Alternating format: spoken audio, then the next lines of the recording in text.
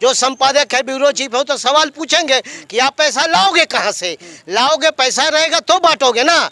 तो भाई पैसा लाने का वो आधार खोजे हैं कि मनोज जी का जो संपत्ति होगा, उस संपत्ति में से अगर 4 रूम है तो 2 कमरा इसमें से निकाल के उसको, जो 2 कमरा दूसरे को नहीं होगा, उसको दे देंगे।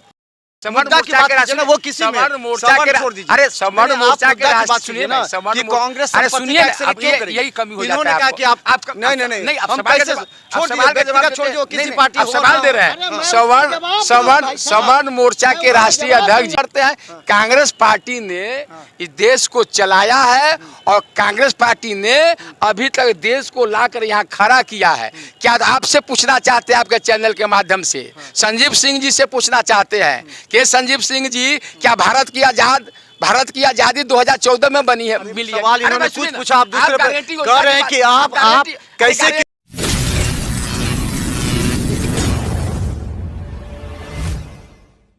नमस्कार, बिहार मिथिला न्यूज में आपका स्वागत है। मैं हूं मनोज और लगातार दरभंगा की जनता को हम जो इस बार लोकसभा में जो मुद्दा है उस पर चर्चा करते हैं, ताकि गांव से लेकर के शहर के चौक चौराहों, चाय दुकान पर चर्चा होती है, उसका व्यापक असर होता है। जब गौर से सुनिएगा, मुद्दा ऐसा है जिस पर आपको निर्णय लेने का मौका मिलेगा कि हम अगर बटन दबाएं तो कहां दबाएं और क्यों दबाएं। चलिए हम बता दें, हम मिलाते हैं सबसे पहले हमारे साथ सवर्ण मोर्चा के राष्ट्रीय अध्यक्ष हैं संजीव सिंह जी। संजीव जी, आपका स्वागत है। धन्यवाद। दूसरी तरफ बता दें कि कांग्रेस से हैं आपको मनोज भारती जी। मनोज जी, आपका स्वागत है। बहुत बहुत धन्यवाद, और आपके चैनल से दरभंगा वासियों को भी बहुत बहुत धन्यवाद। अब देखिए, मुद्दा जरा गौर से सुनिए। कई ऐसे मुद्दा है जो चल रहा है और इस मुद्दा पर जनता भी अब जानना चाहती है कि आखिर हुआ क्या है। अब बताइए मनोज जी, कोई मर जाएगा तो आप उसका 55% संपत्ति जब्त कर लीजिएगा। ये कौन सा निर्णय आप लेकर के जनता को सुना रहे हैं, पूरे भारत देश की जनता को, और उस पर चुनाव लड़िएगा? कोई मरेगा, संपत्ति का आप क्या कीजिएगा? एक्सरे कीजिएगा? आप ये किनका बोल है? किसका बोल है बताइए? भारतीय जनता पार्टी का। भारतीय जनता पार्टी की नहीं है, कांग्रेस ने अपने एजेंडा में बताया है क्या कि कोई आदमी अगर मरेगा उसकी संपत्ति का। भारतीय जनता पार्टी वाले जो है ना, हाँ। ये अफवाह और उमर उड़ा रहे हैं। अच्छा। हमने भी देखा है, चैनल को, न्यूज पर देखा है। हाँ। आपको ये बता देना चाहते हैं, जब देश आज़ाद हुआ था ना, देश के प्रथम प्रधानमंत्री पंडित नेहरू जी ने जो आनंद भवन, जो इलाहाबाद में उनका आनंद भवन था, अपनी पैतृक संपत्ति घर जो था, वो भारत माता के लिए, भारत के नवनिर्माण के लिए, भारत के लिए दान कर दिया था। और 200 करोड़ का संपत्ति बेच करके अपने देश के, माने दरभंगा के महाराजा ने भी किया, उनका भी सोना चला। आप ये नरेंद्र मोदी जी बोल रहे हैं कि राजीव गांधी जी, इंदिरा गांधी जी अपनी संपत्ति बचाने के लिए ऐसा वैसा किए। तो नरेंद्र मोदी जी को इतिहास मालूम है क्या? आज़ादी की लड़ाई जिस इतिहास मालूम है राहुल गांधी। अब सुनिए ना भाई, इंदिरा गांधी जी, राजीव गांधी जी, अब पंडित नेहरू जी, इस देश के लिए अपने प्राण को न्यौछावर कर दिया। ये सब बच्चा जानता है इतिहास की किताब में कि जो आनंद भवन है, इलाहाबाद का नाम प्रयागराज है, तो आनंद मोहन भवन में, जिसको स्वराज भवन कहते हैं, वो स्वराज भवन कौन था, क्या था? वो पैतृक संपत्ति, पैतृक घर गृह था जहाँ श्रीमती इंदिरा गांधी जी को जन्म हुआ था। उस संपत्ति को भारत के लिए दान कर दिया, और उस व्यक्ति पर आप आरोप लगाते हैं कि अपनी संपत्ति बचाने के लिए ये ऐसा कानून बना दिए। संजय, आपने भी सुना होगा इस बीच में चर्चा, जनता इस बात को, चूंकि आप लोग बुद्धिजीवी हैं, आप लोग अपने इस बात को क्या लगता है, इस मुद्दा क्या है और क्यों इस तरह की चर्चा चल रही है कि जो इस बार विपक्ष कांग्रेस कर रही है कि हम संपत्ति का एक्सरे कराएंगे, सभी की संपत्ति का जांच कराएंगे, कोई आदमी मर जाता है तो उसकी संपत्ति का 55% सरकार जब्त करेगी, क्या इस तरह का बात? देखिए, दरअसल ये जो चुनाव है, मोदी को लाओ या मोदी को हटाओ, दो ही विषय है, तीसरा कोई विषय नहीं है, ठीक है। और मोदी को बनाए रखने के पीछे का एक बड़ा आधार बना है मोदी की गारंटी। आधार बना है, चाहे किसानों को पैसे देने की गारंटी हो, प्रधानमंत्री आवास देने की गारंटी हो, मुफ्त राशन देने की गारंटी हो, ठीक है, शौचालय देने की गारंटी हो, हर एक घर जल नल देने का गारंटी हो। इस प्रकार से गारंटी के बदौलत लोगों में विश्वास पैदा किया गया है, ठीक है। तो अब यहाँ पे जो महिलाएं हैं उन महिलाओं को 1-1 लाख रुपया देने की योजना भी मोदी जी ने कहा कि 1-1 लाख रुपया वाला हम स्वयं सहायता समूह की दीदी की बनाने की गारंटी देते हैं। हमने 1 करोड़ लोगों को बनाया है, ठीक है, 1 करोड़ लोगों को हमने बनाया है, 1 करोड़ लोगों को 1 लाख रुपया गारंटी देने वाला हमने बनाया है, 3 करोड़ लोगों को और बनाएंगे। यानी इनके गारंटी के बदौलत समाज में और राष्ट्र में एक उत्साह जगा है। अब कांग्रेस जो इंडी गठबंधन का नेतृत्व करता पार्टी है, तो उसको लगा कि हम कहाँ से देंगे, तो लोहा का काट लोहा होता है, लोहा का काट जहर नहीं होता है, और जहर का काट जहर होता है।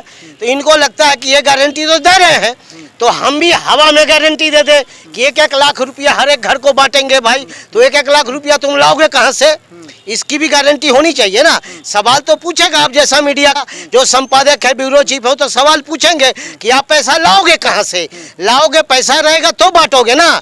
तो भाई पैसा लाने का वो आधार खोजे हैं कि मनोज जी का जो संपत्ति होगा, उस संपत्ति में से अगर 4 रूम है तो 2 कमरा इसमें से निकाल के उसको, जो 2 कमरा दूसरे को नहीं होगा उसको दे देंगे, ठीक है। इनके खेत में अगर 10 बीघा खेत है तो 5 बीघा खेत निकाल के हम उसको बांट देंगे। ये जो अर्बन नक्सलियों का सोच रहा है, जो आजकल इसके साथ जुड़ा हुआ है, सीपीआई, सीपीएम, माले, ठीक है, एसडीपीआई, सब कांग्रेस के साथ जुड़ गया हुआ है। वो कांग्रेस को अभी कैरम बोर्ड का, राजनीति के कैरम बोर्ड का स्ट्राइकर बनाए हुए है। राहुल गांधी के पास उतना ज्ञान नहीं है, उतना विवेक नहीं है, उतनी क्षमता नहीं है कि भारत के सांस्कृतिक राष्ट्रवाद को पढ़ सके, भारत की अर्थव्यवस्था को समझ सके। वो भारतीय मानसिकता और संस्कृति और सत्ता को समझ नहीं पा रहे हैं।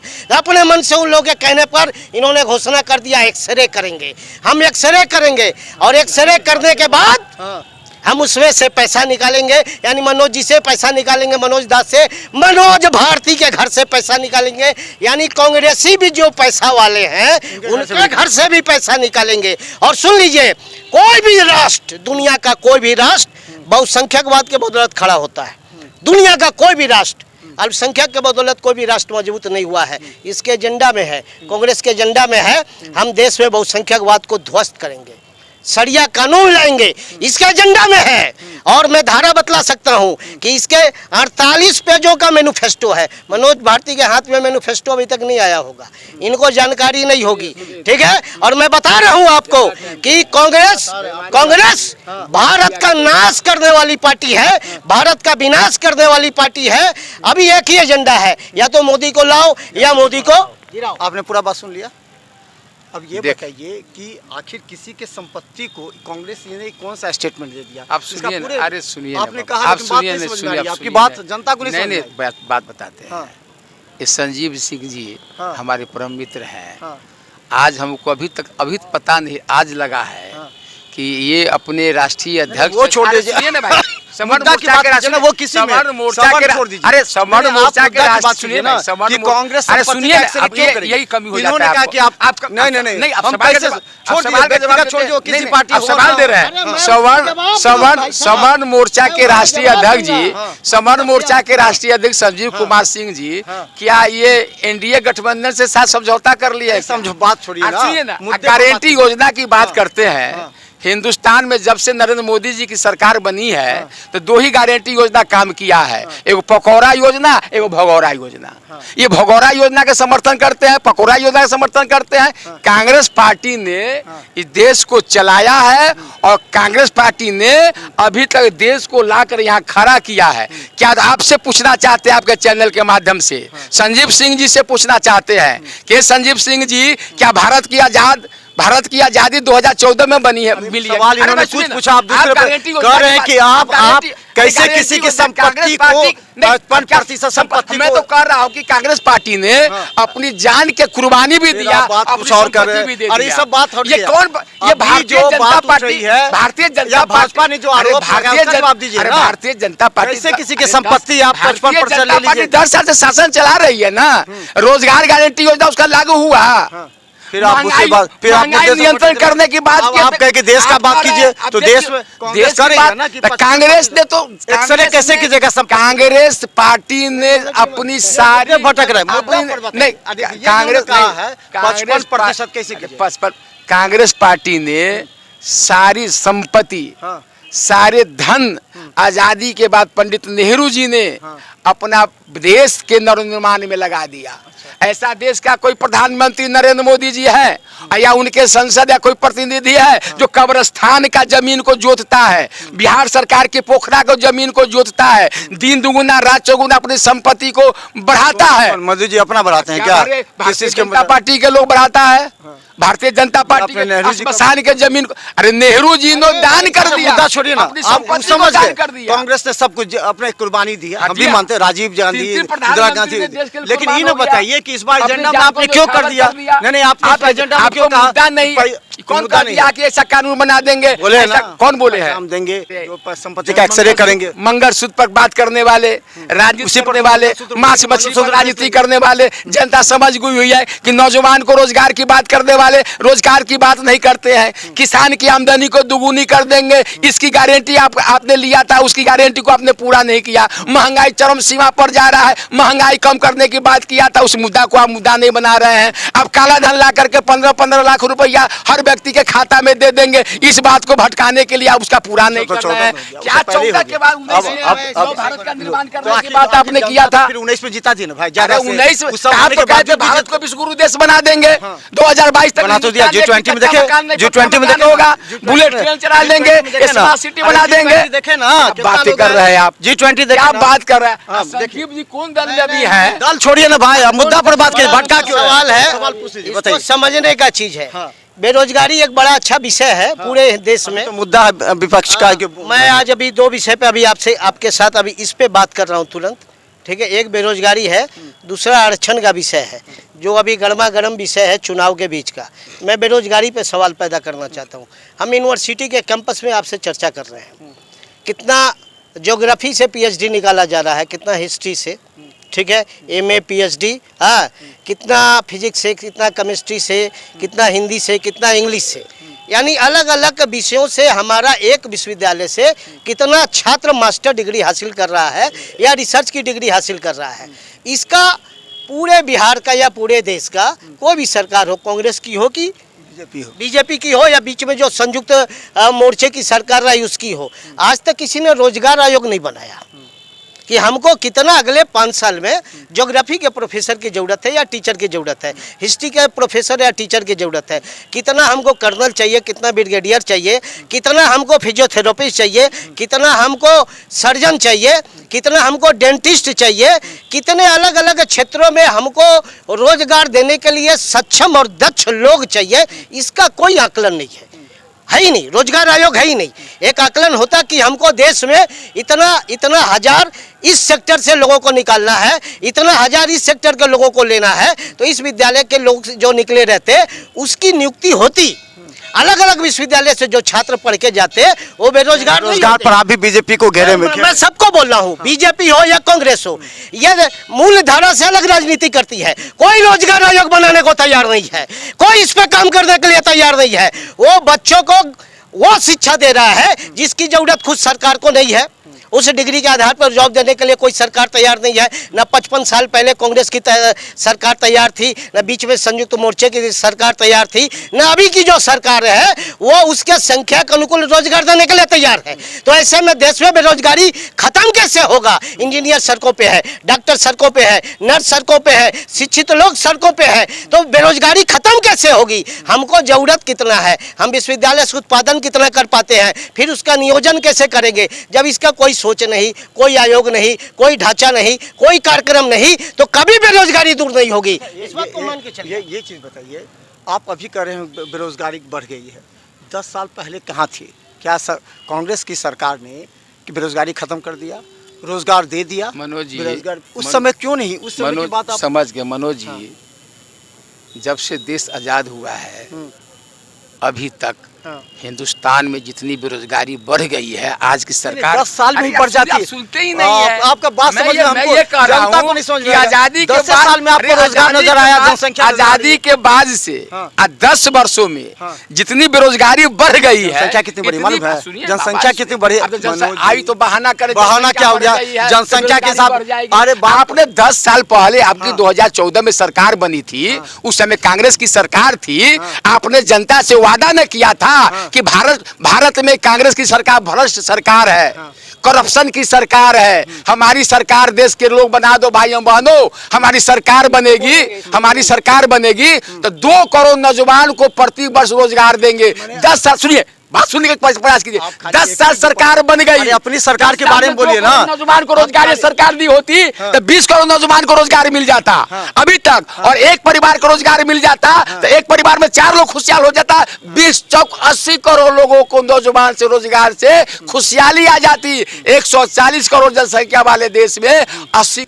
चलिए, अभी इन्होंने कहा कि अगर 2 करोड़ प्रति वर्ष मोदी जी ने कहा था कि नौकरी देंगे, तो आज 120 करोड़ इनका कहना है हो जाता, लेकिन उसमें नहीं, भ्रष्टाचार पर नहीं। 20 करोड़ नौजवान को रोजगार हो जाता। हाँ। और किसी के एक बेटा को, भाई को रोजगार हो जाता तो 2-3 परिवार उस पर डिपेंड था। अच्छा, ये 80 करोड़ लोग अभी हमारे भाई है, छोटे भाई हैं मनोज जी, अच्छे वक्ता है, लेकिन ये जिस पार्टी में है उस पार्टी के वैचारिक चरित्रहीनता की चर्चा ये नहीं कर रहे हैं। ये तो कह रहे हैं कि कुर्बानी, मैं घोटाला बता रहा हूँ, ठीक है।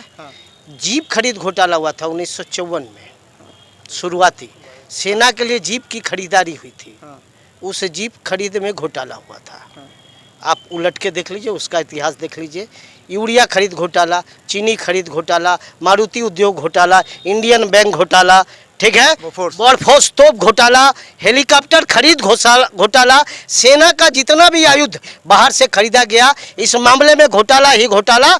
और बिहार में इन्हीं के साथ सटा हुआ जो लोग था, चारा घोटाला, वर्दी घोटाला, पाइप घोटाला, चरित्र घोटाला, नौकरी के बदले जमीन लेने का घोटाला ही घोटाला करने वाले ये लोग साझे रूप से अभी बिहार में हैं और देश को नैतिकता का पाठ पढ़ाने चले हैं, ठीक है। ये लोग, इन लोगों ने कभी भी देश को आवश्यकता के अनुकूल प्लान बना के नहीं दिया, देश को ठगा है। देश की जरूरत के हिसाब से न देश को सेना में मजबूत होने दिया, हम लाचार बने रहे, ठीक है। बहुत दिनों तक हम दूसरे से सेना के लिए हम सामान खरीदते रहे हैं। आज तो हमारा सेना ब्रह्मोस बेच रहा है दूसरे के हाथ से। आज हमारे से यहाँ से आयुध लोग खरीद के ले जा रहा है दूसरा।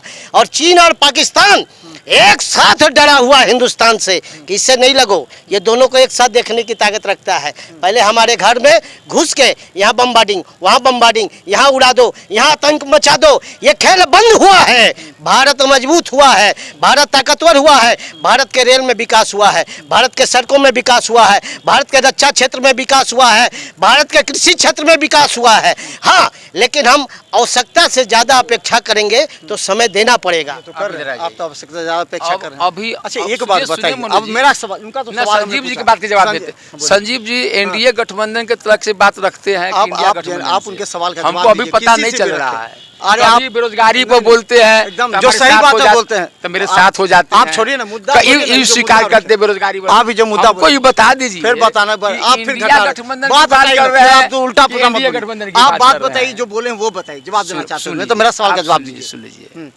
घोटाले की बात जो कर रहे हैं, ये 10 साल से सरकार है ना, 10 साल की सरकार इस साल 2024 में अगर भारतीय जनता पार्टी की सरकार, नरेंद्र मोदी जी की सरकार नहीं बनती है तो पता चल जाएगा 10 साल की सरकार में कितने घोटाला हुए। अभी तो पर्दा पर पर्दा डाल रहे हैं। अजीत पवार जो थे महाराष्ट्र के, जो डिप्टी सीएम बने हुए हैं, यही नरेंद्र मोदी जी कहते थे कि भाई हमारा ये सब भ्रष्टाचारियों को जेल के अंदर में आटा पिछवाएंगे।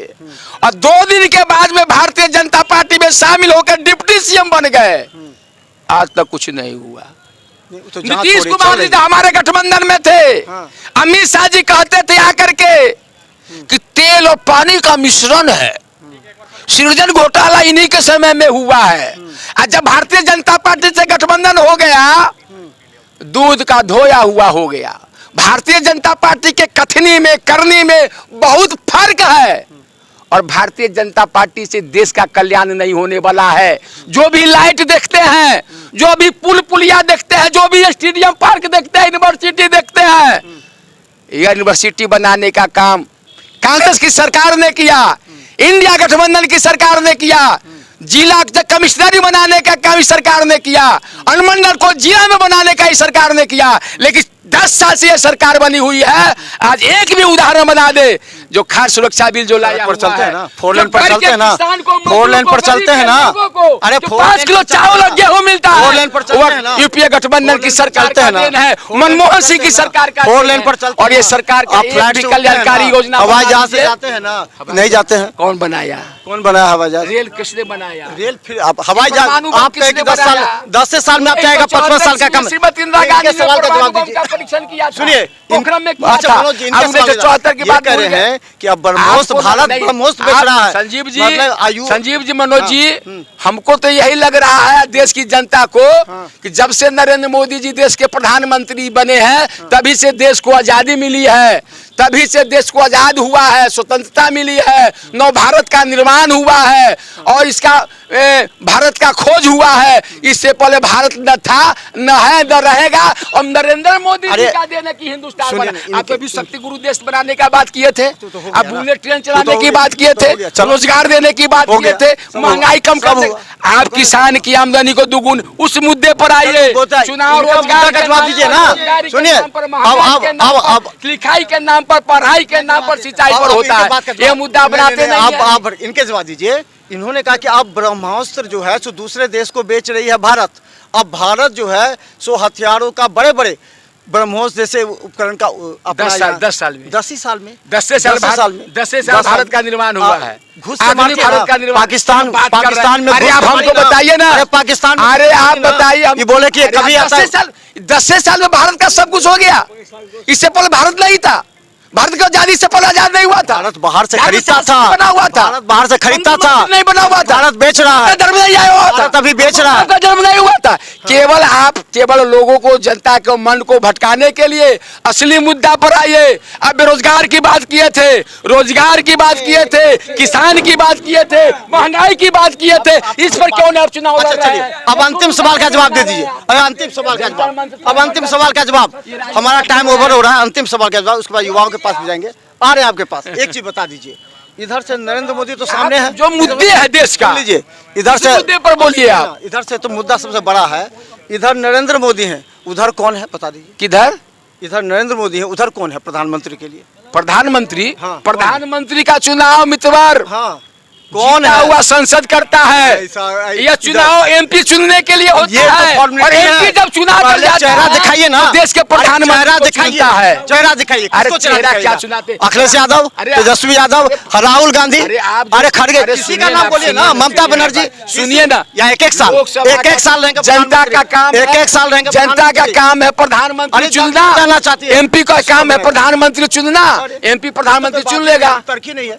अरे बताइए ना, खड़गे होंगे कि राहुल गांधी होंगे? खड़गे होंगे। ममता बनर्जी कहते हैं खड़गे का नाम, राहुल गांधी सामने। आप हमको सुनिए, जनता जानना चाहती है। हाँ, इंदिरा गांधी एक साल में बनेगा। सुनिए ना, इंदिरा गांधी जी और मनमोहन सिंह जी, नरसिंह राव जी के समय में चुनाव हुआ था, तो जो प्रधानमंत्री थे उनके नाम पर चुनाव हम लड़ते थे। तो आज नरेंद्र मोदी देश के प्रधानमंत्री हैं, तो प्रधानमंत्री तो चुनाव रहबे करेंगे। हमारा इंडिया गठबंधन अपना प्रधानमंत्री का चुनाव पार्लियामेंट के संसद चुन लेने के बाद पार्लियामेंट के मतलब आप देखना चाहते हैं कि हम उस लायक हैं कि नहीं है? किस लायक? नहीं तो ममता बनर्जी भी जा सकते। अगर प्रधानमंत्री से कोई अच्छा है क्या?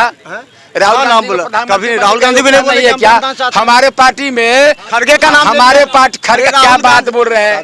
खड़गे का पार्टी में राहुल गांधी जी से, प्रियंका गांधी से कोई अच्छा है क्या? अच्छा, तो आप बोल दीजिए ना, बोल दीजिए। नहीं बोल दीजिए ना कि राहुल गांधी, बोल दीजिए राहुल गांधी सामने। अरे बोल दीजिए राहुल गांधी, डर जाते हैं। अरे बोलिए ना राहुल गांधी प्रधान। अरे इंडिया गठबंधन से जो चुनाव होगा, वो चुनाव जीत कर जब जाएगा हमारे संसद, वो प्रधानमंत्री चुन लेगा।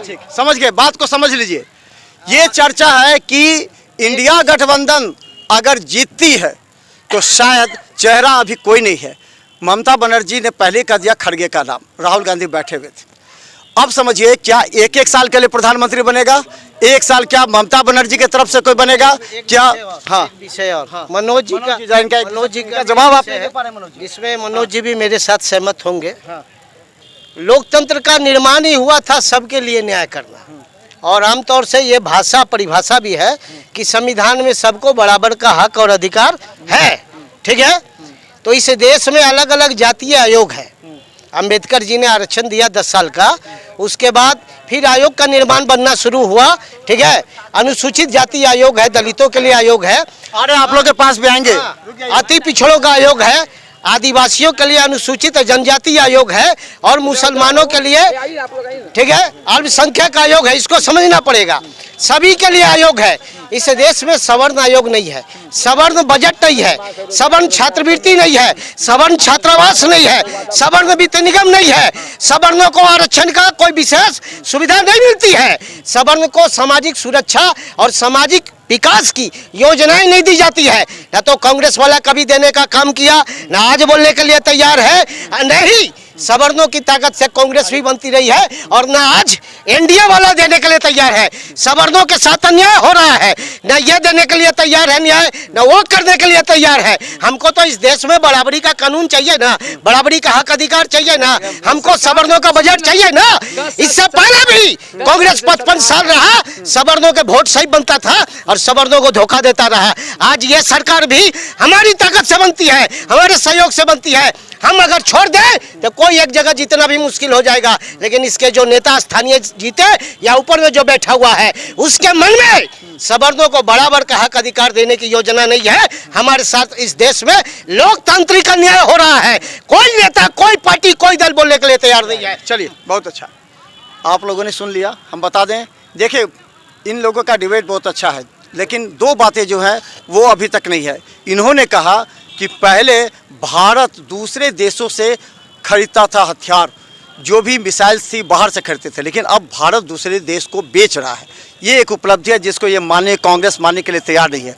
दूसरा, संपत्ति का एक आपको बताइए ना, आज से वो अग्नि शस्त्र जो खरीदा के लाया गया था, क्या इंडिया से खरीदाया था क्या? वो फोर्स आप ही ना खरीदे थे। अरे हिंदुस्तान में एक बंदूक भी बनाया था, कांग्रेस ने बनाया। अब फोर्स की बात कर रहे हैं, हिंदुस्तान में को जो आज नरेंद्र मोदी जी कहते हैं कि अमेरिका को चाइना को हम आंख दिखा रहे हैं, ये 10 साल की सरकार की देन है क्या? इससे पहले सरकार काम नहीं करती थी क्या? परमाणु बम का परीक्षा श्रीमती इंदिरा गांधी 74 में की थी, हिंदुस्तान 74 में कहां पर था पता है आपको? लेकिन 98 में अटल बिहारी वाजपेयी जी परमाणु बम की परीक्षण किए। 98 की बात आपको याद है। हिंदुस्तान को आज तक यहाँ लाकर खड़ा करने का काम कौन किया है? तो कांग्रेस ने किया है, और 10 साल की सरकार को आपने रखा। सुनिए, कांग्रेस को अपना मन से किया क्या? पूरे देश का लोग कांग्रेस को तब देश का राष्ट्रवादी पार्टी समझता था, ठीक है, इसीलिए कांग्रेस को सत्ता में लाता था। जिस दिन कांग्रेस को लोगों ने समझ गया कि ये भारत विरोधी, भारत का बहुसंख्यक विरोधी है, इसीलिए इसको ठिकाना लगा। खदान की बात करते हैं, आपको याद होगा ना, जब लाल बहादुर शास्त्री जी थे और जब लड़ाई हो रहा था पाकिस्तान और हिंदुस्तान का, तो हिंदुस्तान इतने पीछे थे उस समय में कि लाल बहादुर शास्त्री जी ने कहा था, हिंदुस्तान के लोगों को आह्वान किया था कि एक सुबह में एक टाइम भूखे रहना है, और अन्न का भंडार इतना हो गया कि हरी क्रांति ले आया वो लाल बहादुर शास्त्री जी ने, और श्वेत क्रांति भी ला दिए। आज हमारे मित्र कह रहे हैं कि हिंदुस्तान खाद्यान्न सामान को लाया जा रहा है। एक सुई का कारखाना भी नहीं था, सुई के कारखाना से जहाज का कारखाना बनाने का काम, और राइफल और पिस्तौल के लिए जस्तर सेना, वायुसेना, जल सेना का निर्माण करने का काम कांग्रेस ने किया। और 10 साल में कांग्रेस की सरकार जो लाकर के यहाँ हिंदुस्तान को लाकर खड़ा कर दिया, उस हिंदुस्तान को पीछे की तरफ नरेंद्र मोदी की सरकार लेके जा रही है। बड़ा अच्छा इन्होंने कहा है, इन्होंने जो कहा है, ये इनको देश ने ही साथ दिया था, तब ये सत्ता में थे। देश के लोग कांग्रेस को सत्ता पे इसलिए लाते थे कि कांग्रेस का जो स्वतंत्रता संग्राम में इनका योगदान मानते थे। नहीं, आजादी की लड़ाई कांग्रेस के बैनर के तले ही लड़ा गया था। वो कोई कांग्रेस पार्टी, जो आज की कांग्रेस पार्टी, इसके बैनर तले नहीं था। उसमें सुभाष बाबू भी थे, उसमें पटेल साहब भी थे, उसमें नेहरू भी थे, उसमें राजेंद्र प्रसाद भी थे, बड़े बड़े लोग थे जो कालांतर में कांग्रेस से अलग भी हुए और कांग्रेस के धारा से भी अलग हो गए, ठीक है। कांग्रेस को राष्ट्रवादी काम करने के लिए बहुत दिनों तक माना गया। इनको लोगों ने तन मन धन जन से साथ दिया, सत्ता दिया, और कांग्रेस लंबे समय तक भारत में सत्ता पे रही है। ये कह रहे थे कि कांग्रेस ने ये कारखाना खोला, वो कारखाना खोला, तो जो खोला उसी में तो घोटाला कर लिया। ठीक है, खाद्य घोटाला किया, यूरिया घोटाला किया, मारुति उद्योग घोटाला किया, रक्षा सौदा में घोटाला किया। चलिए, बहुत बहुत धन्यवाद। लगातार देखते रहिए, क्योंकि हम दरभंगा, मधुबनी और झंझारपुर जनता के बीच भी जाते हैं और वहाँ जो बात होती है, जनता जो कहती है, उसे हम आप तक रखना चाहते हैं। नेताओं की भी बात देखिए, जो भी वक्ता होते हैं वो अपने तथ्य बातों को आपके समक्ष रखते हैं। अब आपको निर्णय लेना है दिल पर हाथ रखकर कि ये देश किस दिशा की ओर जाएगा। अगर आपको लगता है ये देश नरेंद्र मोदी के साथ में है तो नरेंद्र मोदी की तरफ आपका हाथ जाएगा। अगर लगेगा कि कांग्रेस और इंडिया गठबंधन की ओर है तो आपका हाथ उधर जाएगा, क्योंकि ये निर्णय लेने का अधिकार सिर्फ आपको है। देखते रहिए बिहार मित्र न्यूज़, क्योंकि हर दिन